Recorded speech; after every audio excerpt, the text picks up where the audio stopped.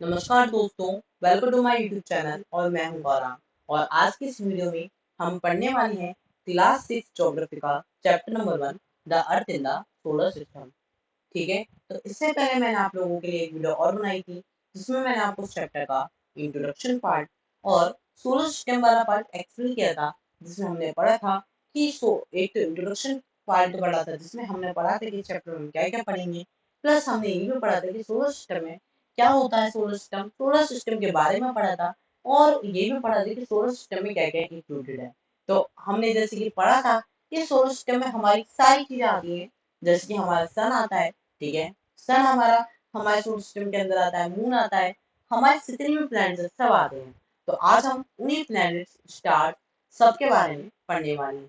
तो चलिए शुरू करते हैं हमारा आज का टॉपिक, द सन। ठीक है, चलिए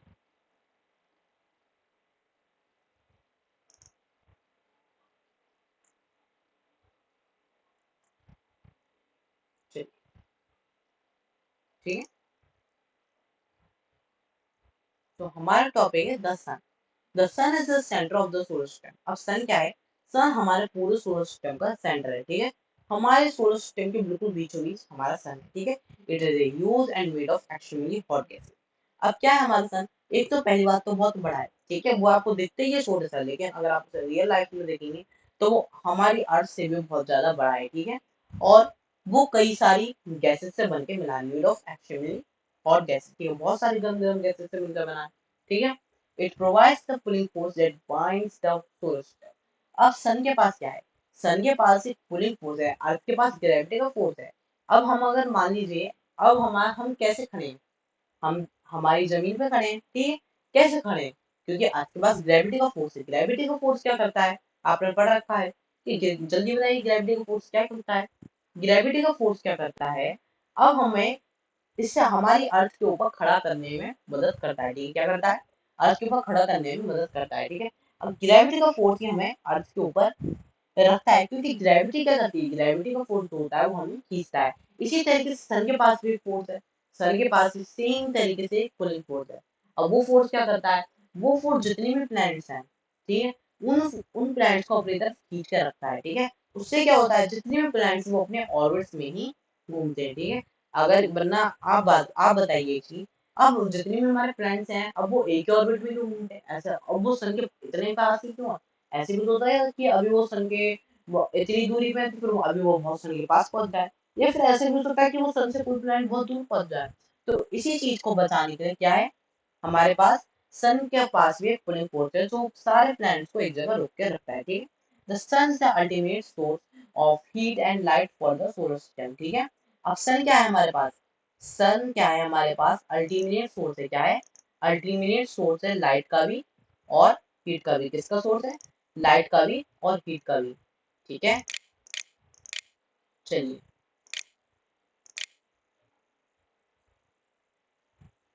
ठीक है, चलिए। अब क्या है हमारे पास?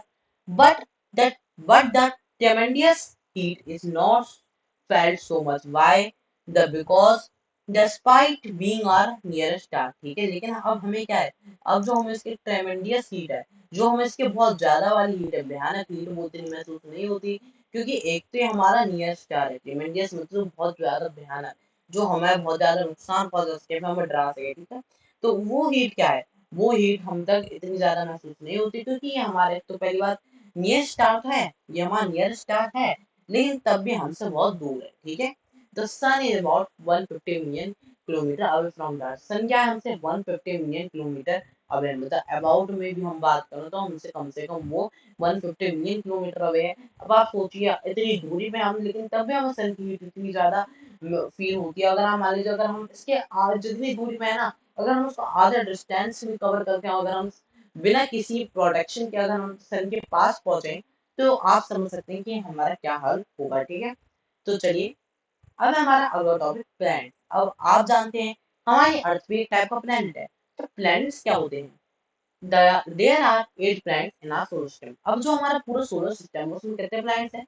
8 प्लैनेट्स हैं। In order of their distance from the sun, they are Mercury, Venus, Earth, Mars, Jupiter, Saturn, Uranus and Neptune. ठीक है, अब अगर हम इनका ऑर्डर देखें जिस तरीके से एक मिनट, जिस तरीके से हमारे पास अवेलेबल है प्लैनेट्स, ठीक है, जिस तरीके से हमारे पास है उस तरीके से अगर हम इन डिस्टेंस वाइज देखें, ठीक है, किस तरीके सन की डिस्टेंस वाइज, सन के पहले पास कौन जाता है फिर कौन सा पास आता है, तो उस तरीके से हमारे पास सबसे पहले क्या आता है मरक्यूरी, फिर Venus, Earth, Mars, Jupiter, Saturn, Uranus and Neptune. ये आपका इंपॉर्टेंट है, इसे माइंड में रखना, ठीक है, ये आपके एग्जाम में आ सकता है क्योंकि, ठीक है।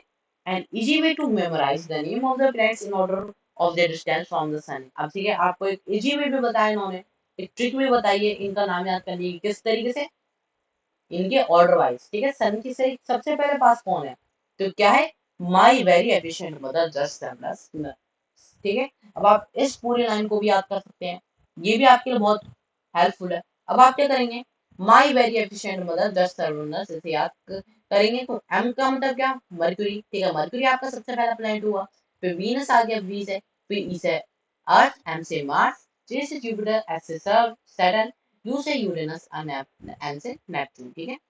आप इसे भी याद कर सकते हैं। All the 8 planets of the solar system move around the sun in fixed paths, ठीक है।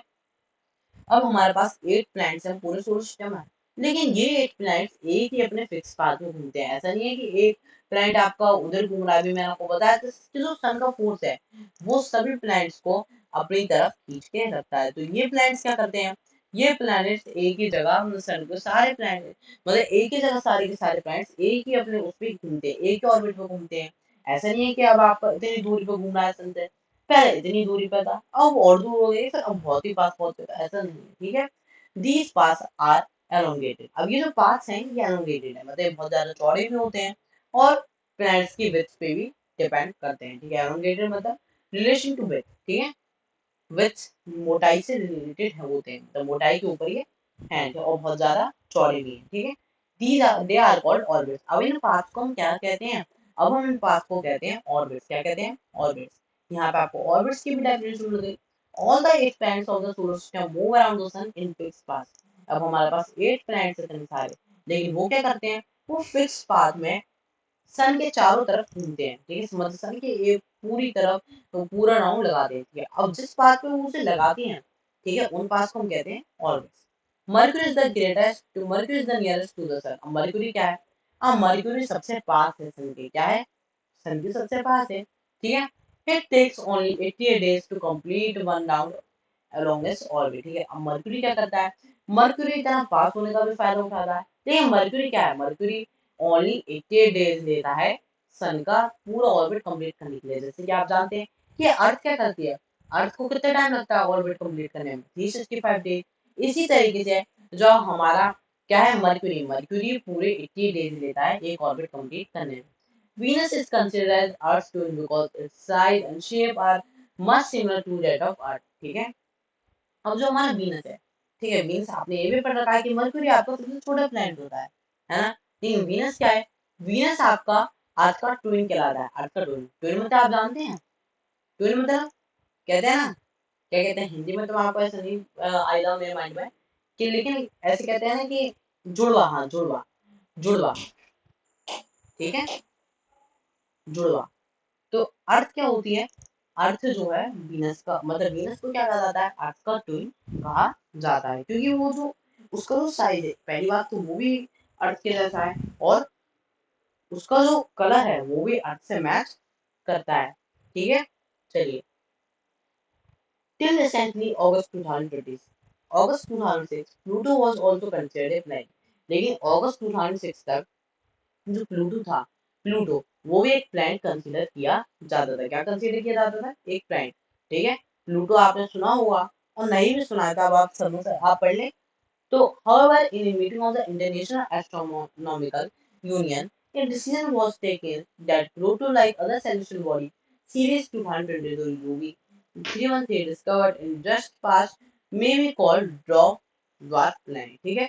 अब क्या हुआ, अब 2006 के बाद प्लूटो 2006 तक तो प्लूटो एक प्लैनेट के उस रूप में माना जाता था, ठीक है। अब ये छोटा सा ड्वार्फ प्लैनेट बन चुका है, तो फिर जो इंटरनेशनल एस्ट्रोनॉमिकल यूनियन एक मीटिंग हुई थी, जिसमें क्या हुआ था, एक डिसीजन लिया गया था कि प्लूटो जो है वो अदर क्या है, वो other like celestial body objects की तरह, मतलब प्लैनेट से थोड़ा, वो एक तो बहुत छोटा है और ना ही उस पर कुछ ज्यादा है। तो उससे क्या हुआ कि वो डिस्कवर भी अभी रिसेंट पास्ट डेज में हुआ है, तो उसे हम ड्वार्फ प्लैनेट कहेंगे, ठीक है। और ये अगर आप इसके बारे में जानना चाहते हो तो आप सीरीज 213 में जान सकते हैं, ठीक है। चलिए, इसलिए अब इसे ड्वार्फ प्लैनेट कहा जाता है, ठीक है। अब हमारे पास टॉपिक द अर्थ। अब अर्थ कैसे है, अर्थ क्या है, अर्थ हम जानते हैं। अब हम अपनी अर्थ पर रहते हैं, ठीक है। The earth is the third nearest planet to the sun. Earth क्या है हमारी, एक तो सबसे पहले थर्ड नियरेस्ट प्लैनेट है, थर्ड नियरेस्ट प्लैनेट है, ठीक है। सन के थर्ड प्लैनेट आती है, पहला मरक्यूरी आता है, फिर वीनस आता है, फिर अर्थ आती है, ठीक है। In its size it is the fifth largest planet. अगर हम साइज की बात करें तो साइज में आपको सबसे बड़ा आपने पढ़ रखा है जुपिटर है। तो अगर हम साइज की बात करें तो फिफ्थ लार्जेस्ट प्लैनेट है हमारा अर्थ, ठीक है। It is slightly flattened at the poles. अब आपने देखा होगा, आप कहते हैं कि हम अर्थ को क्या कहते हैं, हम अर्थ को सर्कल नहीं कहते, हम अर्थ को स्फीयर कहते हैं। क्योंकि क्यों कहते हैं, क्योंकि जो हमारी अर्थ है पोल से थोड़ी फ्लैटेंड है, क्या है, थोड़ी दबी हुई है, ठीक है। बिल्कुल सर्कल नहीं है, बिल्कुल वो नहीं है, तो इसलिए हल्की सी दबी हुई, इसलिए हम इसे फ्लैटेंड, ऊपर पोल से फ्लैटेंड है, थोड़ी सीधी है, तो इसलिए हम इसे पोल्स कहते हैं, ठीक है। That is why its shape is described as geoid, ठीक है। इसलिए इसकी शेप को हम क्या कहते हैं, जॉइड कहते हैं। क्या कहते हैं, जॉइड। ये आपको इंपॉर्टेंट है। अर्थ की शेप को इसलिए क्या कहते हैं, हम किस तरीके से अर्थ की शेप को डिस्क्राइब करते हैं, जॉइड के नाम से। Geoid means an earth like shape, ठीक है। और जॉइड का मतलब क्या है, एक अर्थ लाइक शेप, दोनों के मतलब एक जैसी है, ठीक है। अर्थ लाइक शेप, जॉइड का मतलब अर्थ लाइक शेप, ठीक है। Conditions favourable to support life are probably found only on the earth. लेकिन अब क्या है, अब हमारे पास, अब आपने पढ़ा है कि हमारा अर्थ क्या है, हमारा अर्थ एक बहुत वैसा प्लैनेट कहा जाता है, ठीक है। स्पेशल प्लैनेट कहा जाता है और ब्लू प्लैनेट भी कहा जाता है। क्यों, क्योंकि हमारी अर्थ पे ही कंडीशन है। हम और किसी प्लैनेट की बात करें तो और किसी प्लैनेट पर कंडीशन ही नहीं है कि दूसरे प्लैनेट पर कोई रह सके, ठीक है। हम मरकरी पे नहीं रह सकते, हम मार्स पे नहीं रह सकते, क्योंकि मरकरी, एक तो पहले मरकरी में बहुत ज्यादा गर्मी है, वहां पे हॉट गैसेस बहुत ज्यादा है। तो इसी तरीके से अर्थ क्या है, अर्थ के पास सारी कंडीशन है। अर्थ के पास वाटर भी है, अर्थ के पास एयर भी है, और एयर में भी सारी गैसेस मिलती हैं, सारी कंडीशन फेवरेबल है। इसलिए तो इससे जितनी भी कंडीशन फेवरेबल होती है टू सप्लाई ओनली अर्थ पे ही मिलती है, ठीक है। The earth is neither too hot not too cold. और अर्थ ना ही हमारी ज्यादा गर्म है और ना ही ज्यादा ठंडी है। It has water and air which are very which are very essential for our survival, ठीक है। अब ज्यादातर फ्रेंड्स क्या है, किसी के पास वाटर है तो किसी के पास एयर नहीं है, किसी के पास एयर है तो किसी के पास वाटर नहीं है। तो अर्थ एक हमारा एक सिंगल प्लैनेट है जिसमें सारी की सारी कंडीशंस मिलती हैं। ना ये ज्यादा गर्म है ना ज्यादा ठंडा, इसमें वाटर भी है, इस पे एयर भी है, जो हमारी सर्वाइवल के एसेंशियल है, जरूरी है। The air has life supporting acid like oxygen, ठीक है, like oxygen, because of the reason the earth is a unique planet in the solar system, ठीक है। अब देखिए, हमारी एयर क्या है, एयर एक लाइफ सपोर्टिंग सिस्टम। एयर के एयर में हमें ऑक्सीजन मिलती है, एयर में हमें कार्बन डाइऑक्साइड मिलती है, जिससे प्लांट्स ग्रो होते हैं। अगर प्लांट्स ग्रो नहीं होंगे तो हमें फूड नहीं मिलेगा, तो फूड नहीं मिलेगा तो हम तब भी नहीं रह सकते। तो हमारी एयर क्या प्रोवाइड करती है, हमें हमारी अर्थ पर एयर और एयर हमें कार्बन डाइऑक्साइड, ऑक्सीजन, हाइड्रोजन सारी गैसेस प्रोवाइड करती है। और इन्हीं रीजंस की वजह से हम अर्थ को क्या कहते हैं, यूनिक प्लैनेट कहते हैं। From the outer space, the Earth appears blue because its two-thirds surface is covered by water. अगर हम बाहर से बात करें तो बाहर से हमारी अर्थ कैसी दिखती है, ब्लू दिखती है। कैसी दिखती है, ब्लू दिखती है, क्योंकि टू थर्ड कवर है वाटर से, ठीक है। बाहर से अगर हम देखें तो आपने जैसे टीवी वगैरह में देखा होगा, आपकी अर्थ कैसी दिखती है, आधी ब्लू आधी ग्रीन। या फिर आप डायग्राम भी बनाते हो तो आप बहुत लैंड लैंड के अलग बनाते हैं, लेकिन हमारी अर्थ ऐसी नहीं दिखती। हमारी अर्थ वाटर से भरी हुई दिखती है, क्योंकि जो टू थर्ड पार्ट है इसका वो वाटर से ही कवर है। It is therefore called a blue planet, इसलिए हम इसे ब्लू प्लैनेट भी कहते हैं। पहले हम डू यू नो वाला ये टॉपिक पढ़ लेते हैं। Light travels at the speed of about 3 lakh kilometre पर सेकंड। अब ये जो हमारी लाइट है हमारे पास, ये 3 लाख किलोमीटर पर सेकंड की स्पीड से चलती है, ठीक है। Yet even with this speed, the light of the sun takes about 8 minutes to reach Earth। और इसी तरीके से अगर हम इस स्पीड की बात करें तो लाइट है सन की, वो पूरी 8 मिनट्स लेती है अर्थ तक पहुंच रही है। ठीक है, अर्थ तक आने में सन की जो लाइट होती है उसे 8 मिनट्स लगती है। ठीक है, यहाँ पे आपको इंटरेस्टिंग फैक्ट और दिया गया है। Neil Armstrong was the first man to step on the surface of the moon on 21 July 1969। ठीक है, हमारे पास नील आर्मस्ट्रॉन्ग के बारे में आपने बहुत सुना हुआ। तो नील आर्मस्ट्रॉन्ग एक पहले मैन थे, पहले इंसान थे जिन्होंने जो मून पे गए थे। कब? 21 जुलाई 1969 को। कब? 21 जुलाई 1969 को। Find out whether an Indian has landed on the moon. अब आपको क्या करना है? अब आपको ढूंढना होगा, आप कमेंट करेंगे, होमवर्क है आपका, आप मुझे कमेंट करेंगे कि कौन से इंडियन है जो इंडियन, पहला इंडियन मैन कौन सा है जो मैन पर लैंड किया था। ठीक है, मून पे लॉन्ग, ठीक है, मून पे लैंड किया था। ठीक है, चलिए अब हमारा अगला टॉपिक द मून। अब मून के बारे में भी आपने बहुत सुना है। ठीक है, मून पे हम लोग रहते, मतलब मून हमारा क्या है? हमें मून कब दिखाई देता है? रात में दिखाई देता है। Our earth has only one satellite. ठीक है, हमारी अर्थ के पास ओनली एक सैटेलाइट है। क्या है? हमारी अर्थ के पास एक सैटेलाइट है। ठीक है, मून क्या है? हमारा satellite, that is the moon.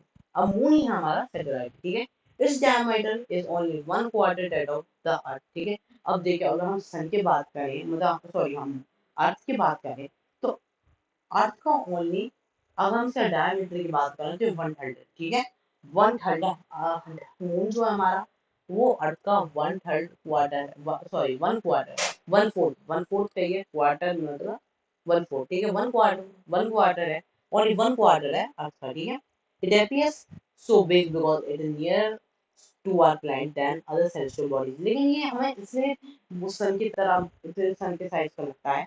तो ये देखिए, अभी आपने, मैंने आपको पहले भी एक्सप्लेन किया था कि जितनी हम चीजें, जितना हम दूर जाते हैं चीजों के, उतनी चीजें हमें क्या दिखती हैं? छोटी दिखती हैं। तो उसी तरीके से हम सन की बात करें तो सन हमारा क्या है? बहुत बड़ा है, लेकिन हमसे बहुत दूर है। तो सन हमें बहुत छोटा दिखता है। लेकिन अगर हम मून की बात करें तो मून भले ही सन से बहुत छोटा है, लेकिन वो हमारे बहुत पास ही है। तो वो हमसे बहुत पास है, तो हमें वो बहुत बड़ा दिखता है। क्या दिखता है? बड़ा दिखता है, लेकिन वो तब भी हमारी अर्थ में बहुत छोटा है। ठीक है,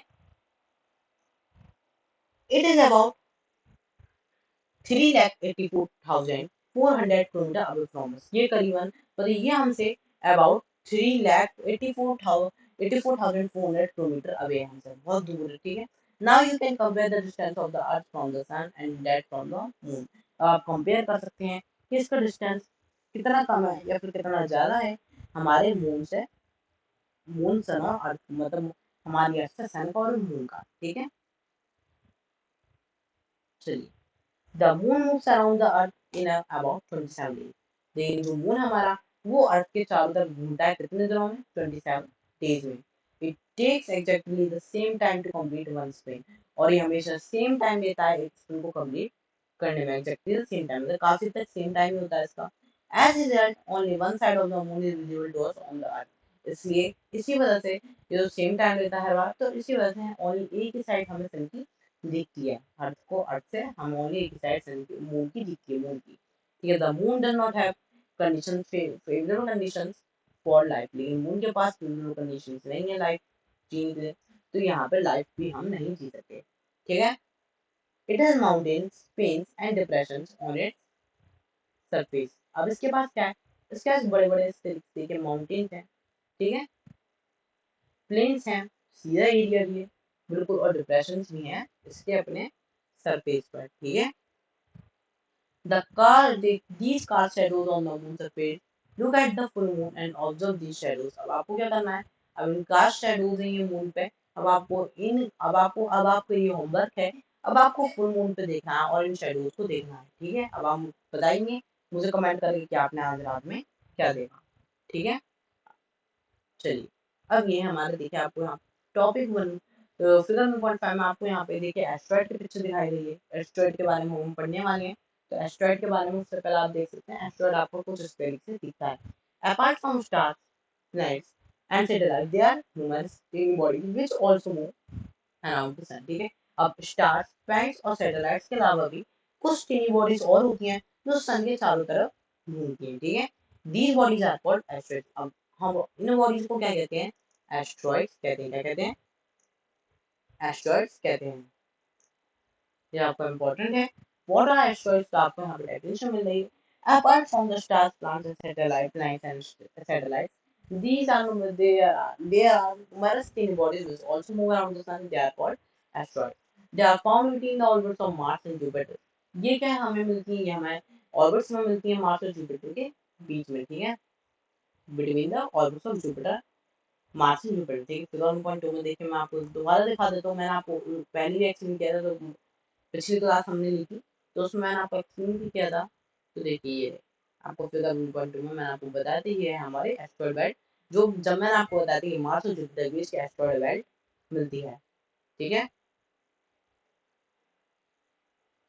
चलिए, ठीक है।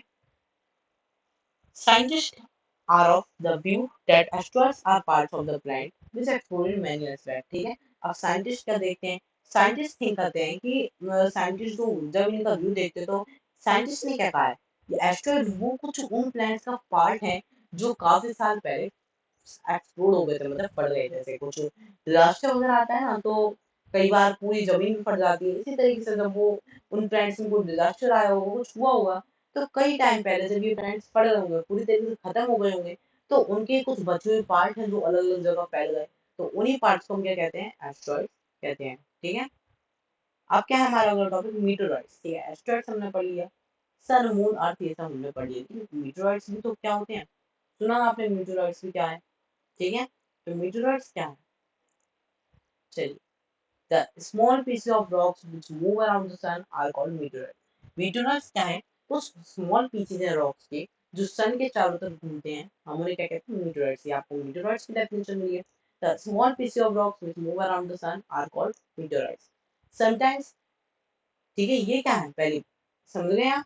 यहाँ पे क्या है, जो कुछ स्मॉल पीसेज रॉक थे जो सन के चारों तरफ घूमते हैं, मीटोर, एस्ट्रॉइड्स क्या थे? बड़े बड़े पीसेज, थोड़े बड़े पीसेज, ज्यादा बड़े नहीं लेकिन बड़े पीसेज, और कुछ उन बेकार टू बे एक्सप्लॉइटेड प्लैनेट से टूटे हुए। तो ये मीटोराइट्स क्या है? मीटोराइट्स कुछ पीसेज हैं रॉक्स के जो सन के चारों तरफ घूमते हैं, जिन्हें हम क्या कहते हैं? Meteorites. Sometimes these material come near the earth and tend to drop upon it, ठीक है। कभी कभी क्या होता है, ये मीटोराइट्स सन के अर्थ के पास आ जाते हैं बहुत, और कई बार ड्रॉप गिर भी जाते हैं, ठीक है। During this process, due to friction with the air, they get heated up and burn, ठीक है। कभी कभी क्या होता है, ज्यादातर क्या होता है, जब भी ये आते हैं अर्थ पर गिरते हैं, तो फ्रिक्शन का प्रोसेस है। चलिए, ये फ्रिक्शन आप पढ़ेंगे अभी, ठीक है। अभी मैं आपको ज्यादा नहीं बता रहा, अभी बस आप ये पढ़ लीजिए कि फ्रिक्शन की वजह से, फ्रिक्शन एक तरीके का फोर्स होता है जो क्या होता है, जो एक दूसरे की तरफ किसी जो टकराता है। जैसे कि आप, अगर आप मान लीजिए आप आगे मूव कर रहे हैं, तो आप फ्रिक्शन के फोर्स की मदद से मूव कर रहे हैं, वरना अगर फ्रिक्शन नहीं होगा तो आप तुरंत गिर पड़ेंगे, ठीक है। फ्रिक्शन के फोर्स की मदद से आप जैसे ही आगे बढ़ते हैं, तो एयर क्या होती है, एयर फोर्स आपको, एयर पीछे आती है, तो इसी फोर्स को हम फ्रिक्शन कहते हैं।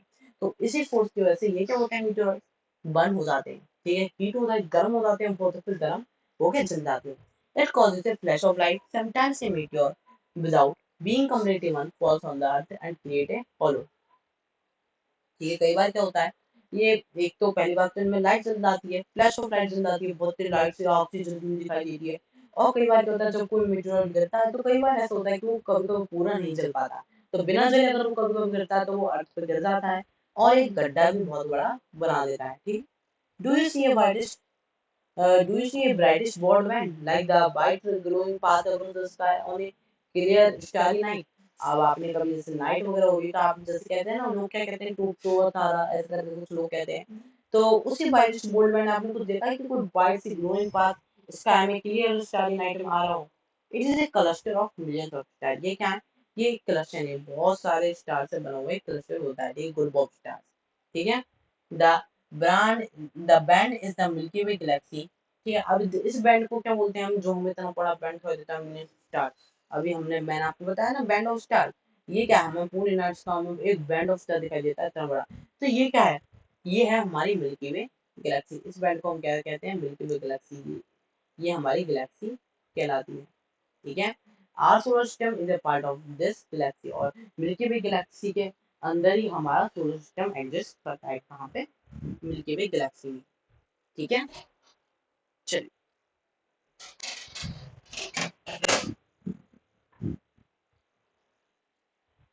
ठीक है। In ancient India, it was imagined to be the river of light flowing in the sky. पहले क्या कहा जाता था? पहले लोग इमेजिन करते थे कि क्या है, पहले लोग एक लाइट जैसी रिवर इमेजिन करते थे जो स्काई में फ्लो करती थी। आप ये देख रहे हैं ऐसे करके जो लाइन आपको दिखाई गई है, ये इस तरीके से लोग इसे सोचते थे। एक लाइट है, एक ये रिवर है पानी की जिसमें मतलब लाइट निकलती है बहुत सारी जो स्काई में फ्लो करती है। थस इट वन नेम आकाशगंगा। इसे तभी से क्या कहा जाता है, इसे आकाशगंगा कहते हैं।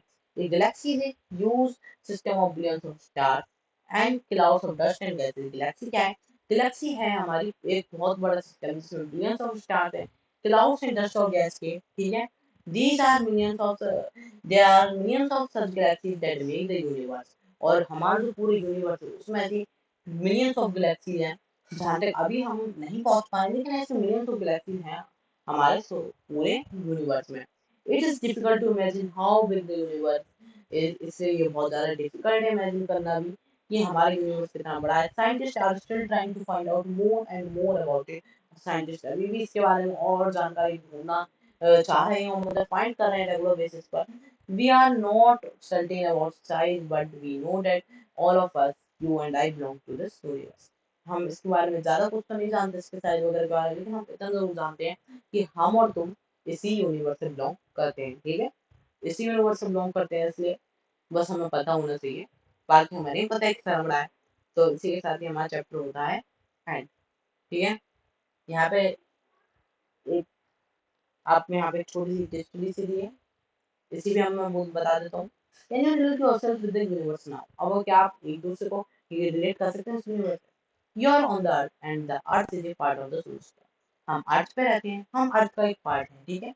हम अर्थ पे रहते हैं, हम अर्थ में हैं, और अर्थ क्या है? एक पार्ट है सोलर सिस्टम का। अर्थ हमारे सोलर सिस्टम से बिलोंग करती है।